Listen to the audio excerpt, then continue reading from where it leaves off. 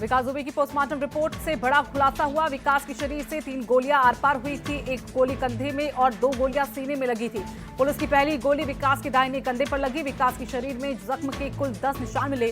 गोलियां कितनी दूर से चलाई गई, ये साफ नहीं हो पाया।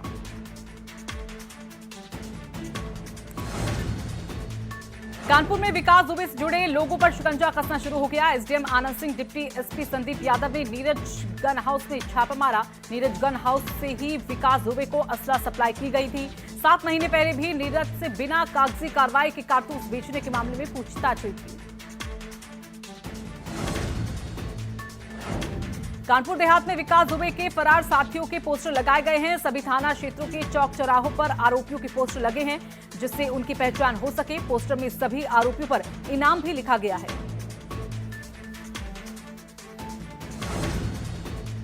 विकास दुबे का खजांची जय वाजपेयी गिरफ्तार किया गया। जय का साथी प्रशांत शुक्ला उर्फ डब्बू भी गिरफ्तार हुआ। जय वाजपेयी ने विकास दुबे की मदद की थी। 2 जुलाई को विकास के फोन करने पर बिकरू गांव वो पहुंचा था। जय ने विकास को 2 लाख और 25 रिवॉल्वर के कारतूस दिए थे। जय वाजपेयी के आर्म्स लाइसेंस पासपोर्ट रद्द होंगे। औरैया में 5 जुलाई को मिली लावारिस कार का मालिक मिला। मालिक का नाम अमित दुबे, जो मथुरा में सड़क के किनारे मिला। उसके आंख पर पट्टी और हाथ बंधे हुए हैं। बता दें कि लखन वाटिका के सामने लावारिस कार मिली थी। एक तरफ जहां देश का बड़ा हिस्सा बाढ़ और कोरोना वायरस जैसी महामारी से लड़ रहा है, तो वहीं दूसरी ओर राजस्थान में अभी भी सत्ता का संघर्ष जारी है। कांग्रेस में ही बागी रुख अपनाने वाले राज्य के पूर्व उप मुख्यमंत्री सचिन पायलट की गुट की याचिका एक बार फिर से हाईकोर्ट में सुनवाई हो रही है। अदालत में स्पीकर की ओर से पेश होते हुए अभिषेक मनु सिंघवी ने दलील दी कि याचिका सिर्फ एक नोटिस के आधार पर डाल दी गई। जब तक स्पीकर किसी विधायक को अयोग्य घोषित न कर दे, तब तक अदालत दखल नहीं दे सकता।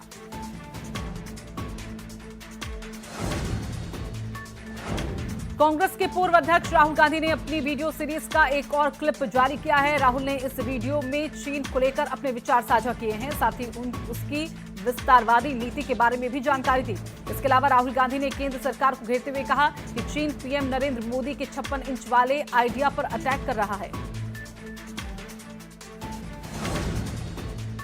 देश में कोरोना मरीजों के आंकड़े लगातार बढ़ रहे हैं। 24 घंटे में कोरोना के 40,425 नए केस आए। वहीं एक दिन में कोरोना से 681 मरीजों की मौत हुई। अब देश में कोरोना मरीजों की संख्या 11,18,073 हो गई। अब तक 27,497 मरीजों की मौत हो चुकी है। अमेरिका में कोरोना वायरस का कहर थमने का नाम नहीं ले रहा। मौत के मामले घटने के बजाय दिनों दिन बढ़ते जा रहे हैं। अमेरिका में कोरोना से मौत का रिकॉर्ड बनता जा रहा है। अमेरिका में इस बीमारी से मौतों का आंकड़ा 1,40,000 पर पहुंच गया। भयावह स्थिति ये है कि कुल 50 में से 42 राज्यों में कोरोना का संक्रमण पैर पसार चुका है। एम्स में आज से कोवैक्सीन का ह्यूमन ट्रायल शुरू हो गया है। दिल्ली एनसीआर वालों को ट्रायल के लिए एनरोलमेंट की इजाजत दी गई है। 10 घंटे के अंदर 1,000 से ज्यादा लोगों ने रजिस्ट्रेशन किया। लखनऊ में कोरोना के बढ़ते केस से सीएम योगी अधिकारियों से नाराज हुए। उन्होंने सीएमओ और डीएम को कड़ी फटकार लगाई। सीएम ने अधिकारियों को सख्त निर्देश दिए कि 15 मिनट में मरीज के पास एम्बुलेंस पहुंचने का मैसेज मिले। किसी भी हालत में लापरवाही नहीं बरती जाएगी।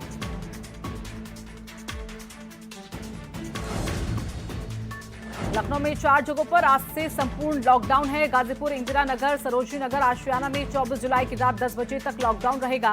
कोरोना मरीजों की बढ़ती संख्या को देखते हुए जिला मजिस्ट्रेट ने फैसला लिया है। कानपुर कोर्ट अभी 24 जुलाई तक बंद रहेगा। कोरोना के लगातार बढ़ते केस के चलते ये निर्णय लिया गया। अभी भी कंटेनमेंट जोन में कानपुर कोर्ट शामिल है।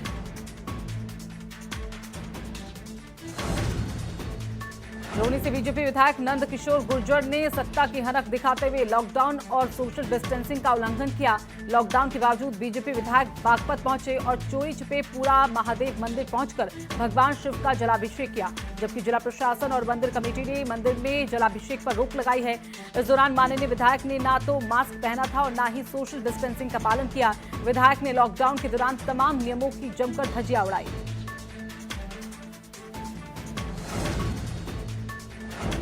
आगरा में भाजपाइयों ने लॉकडाउन का उल्लंघन किया। विधायक योगेंद्र उपाध्याय के स्वागत में 15 किलोमीटर लंबा जुलूस निकाला गया। 40 गाड़ियों का काफिला निकला।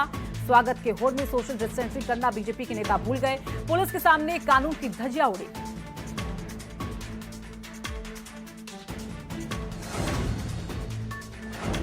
मेरठ से गैंगस्टर बदन सिंह भद्दो की फरारी का मामला। जेल जाने से पहले भद्दो ने भव्य पार्टी की थी।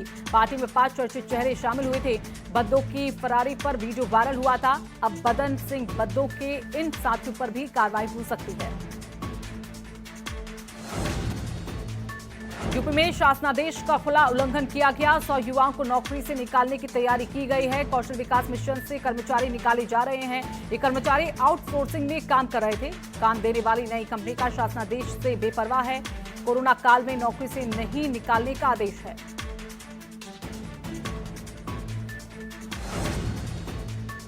मेरठ में मिनी लॉकडाउन खत्म होते ही हालात बिगड़ने लगे। करनाल हाईवे पर कई किलोमीटर लंबा जाम लग गया। जाम में एम्बुलेंस भी फंस गई। वहीं ट्रैफिक व्यवस्थाएं पूरी तरीके से चरमरा गई।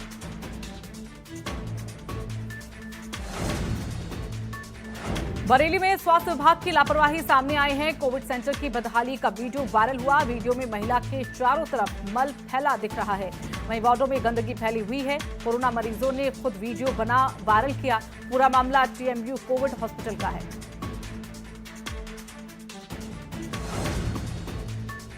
देवरिया जिले में स्वास्थ्य महकमे को शर्मसार करने वाला एक वीडियो वायरल हो रहा है, जो जिला अस्पताल परिसर का है। इस वायरल वीडियो में एक महिला और उसका मासूम बच्चा अपने बुजुर्ग परिजन को स्ट्रेचर पर खींचते हुए नजर आ रहा है। जहां उसकी मां स्ट्रेचर को आगे से खींच रही है, तो वहीं उसका 4 साल का मासूम बच्चा पीछे से धक्का दे रहा है।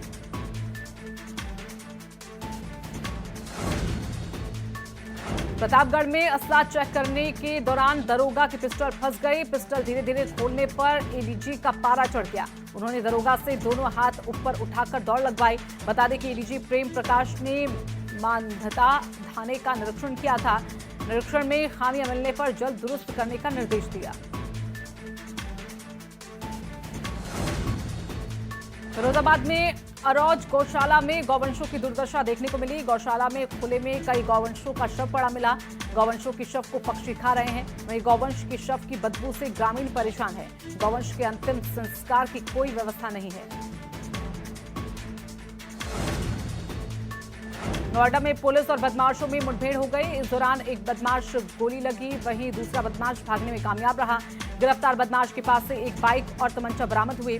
उसके खिलाफ नोएडा और गाजियाबाद में 1 दर्जन मुकदमे दर्ज हैं।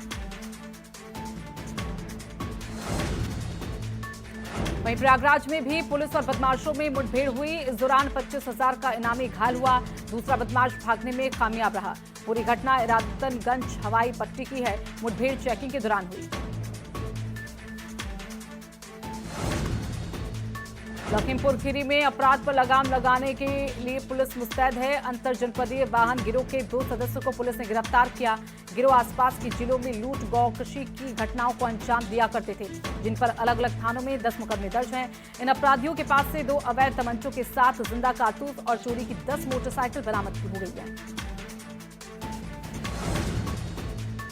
चित्रकूट में 2 हफ्ते के भीतर पुलिस ने 5वें डकैत को गिरफ्तार किया। बता दें कि कभी बीहड़ का सबसे खूंखार रहा 7.5 लाख का इनामिया डकैत दस्यु सम्राट बबली कोल, जिसे 15 सितंबर 2019 को पुलिस ने मुठभेड़ में मार गिराया था। और उसके बाद पुलिस ने धीरे धीरे उसके सभी साथियों को गिरफ्तार कर गैंग का सफाया कर दिया था। लेकिन गैंग के सरदार बबली का पिता, जो कभी पुलिस पर फायरिंग कर उन्हें शिकार बनाने का काम करता था, वो भी गिरफ्तार हो गया। देश के बड़े हस्तकला लघु कुटीर उद्योगों में प्रधानमंत्री नरेंद्र मोदी के संसदीय क्षेत्र वाराणसी की बनारसी साड़ी बनाने वाले उद्योग भी शामिल हैं। इन पर 6 लाख बुनकर और उनका परिवार आश्रित है। लाखों साड़ी व्यापारी और उनका परिवार भी इसी उद्योग पर निर्भर रहता है। लेकिन लॉकडाउन में सुस्त पड़े बनारसी साड़ी कारोबार को खत्म कर दिया। कोरोना के बढ़ते मामलों को देखते हुए बनारसी वस्त्र उद्योग एसोसिएशन ने बनारसी साड़ी से सभी कारोबार 20 जुलाई से 6 अगस्त तक बंद रखने का निर्णय लिया है। नेपाल में बारिश से महाराजगंज की नदियां उफान पर हैं। महाराजगंज में नारायणी, राप्ती, रोहिन, डांडा, प्यासी नदी का जलस्तर लगातार बढ़ रहा है। ऐसे में यहां के लोगों को एक बार फिर बाढ़ का डर सता रहा है। नेपाल से निकलने वाला महाव नाला भी अब खतरे से 5 सेंटीमीटर ऊपर बह रहा है। गांव में पानी घुस जाने से आसपास के लोगों में दहशत है।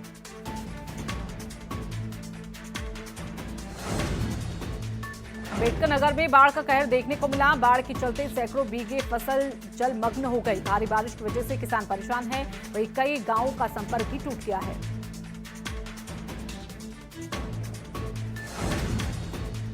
पहाड़ी और मैदानी क्षेत्रों में हो रही बारिश के चलते मुरादाबाद से होकर गुजरने वाली रामगंगा नदी का जलस्तर भी बढ़ने लगा, जिससे निपटने के लिए प्रशासन ने तैयारियां पूरी कर ली। प्रशासन की ओर से 2 नाव का इंतजाम किया गया।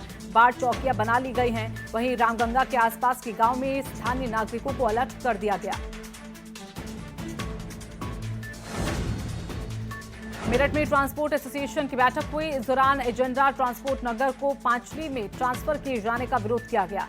ट्रांसपोर्ट नगर को लेकर एमडीए उपाध्यक्ष की ओर से कमिश्नर को फाइल सौंपी गई।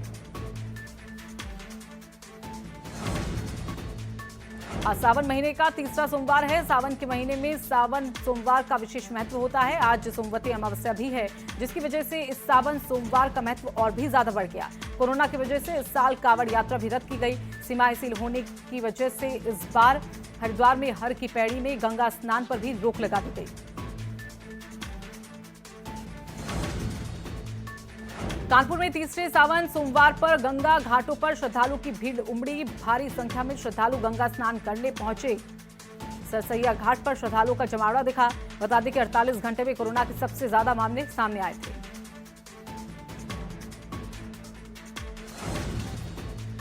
कानपुर देहात में शिव मंदिर के अंदर युवती का शव लटकते मिला। शव के पास से मोबाइल और बैग मिला है। सूचना मिलने के बाद मौके पर पुलिस पहुंची। आशंका जताई जा रही है कि प्रेम प्रसंग का मामला है। फिलहाल मामले की जांच में पुलिस जुट गई है।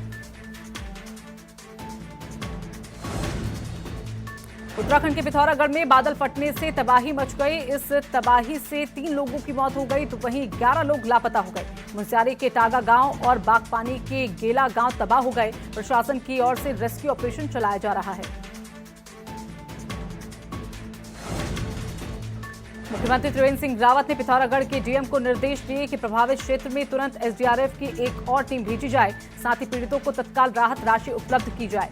सीएम जरूरी सुविधाएं भी मुहैया कराने को कहा। लापता लोगों की खोज के लिए युद्ध स्तर पर अभियान शुरू किया जाए। मौसम विभाग के पूर्वानुमान जारी करने के बाद नैनीताल जिले में अलर्ट जारी किया गया। हल्की से मध्यम बारिश के बीच प्रशासन ने जिले के सभी तहसील, पुलिस स्टेशन और बाढ़ चौकियों को अलर्ट जारी किया है।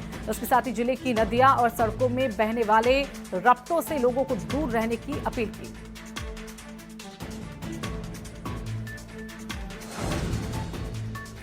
सीएम त्रिवेंद्र सिंह रावत ने ऋषिकेश रेलवे स्टेशन की पहली तस्वीरें शेयर की है। बता दें कि ऋषिकेश कर्णप्रयाग रेलवे लाइन पर काम चल रहा है। उन्होंने तस्वीर शेयर करते हुए कहा कि भारतीय रेलवे टीम कड़ी मेहनत कर रही है। उन्होंने पीएम मोदी, पीयूष गोयल का आभार जताया।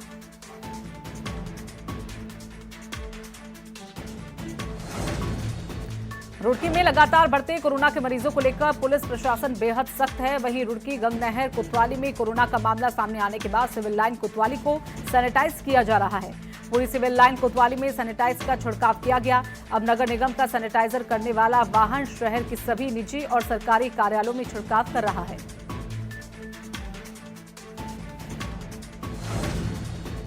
ऋषिकेश के एम्स में 24 घंटे के भीतर 14 लोगों की रिपोर्ट कोरोना पॉजिटिव आई। एम्स के सिक्योरिटी और नर्स में कोरोना की पुष्टि हुई। मरीजों के तीमारदार में भी कोरोना की पुष्टि हुई, जिसकी जानकारी एम्स के जनसंपर्क अधिकारी हरीश मोहनलाल ने दी।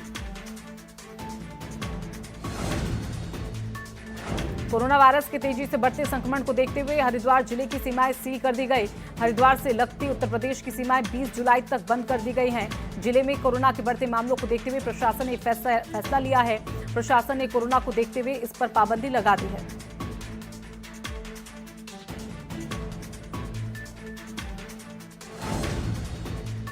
देहरादून में 55 से ज्यादा ऐसे ब्लैक स्पॉट चिन्हित किए गए हैं, जहां पर आए दिन दुर्घटनाएं होती हैं। दुर्घटनाओं के बढ़ते ग्राफ को देखते हुए डीआईजी अरुण मोहन जोशी ने सभी विभागों को सख्त निर्देश देते हुए कहा कि दुर्घटना संभावित इलाकों में व्यवस्थाओं को दुरुस्त किया जाए, जिससे लोगों को अपनी जान न गंवानी पड़े।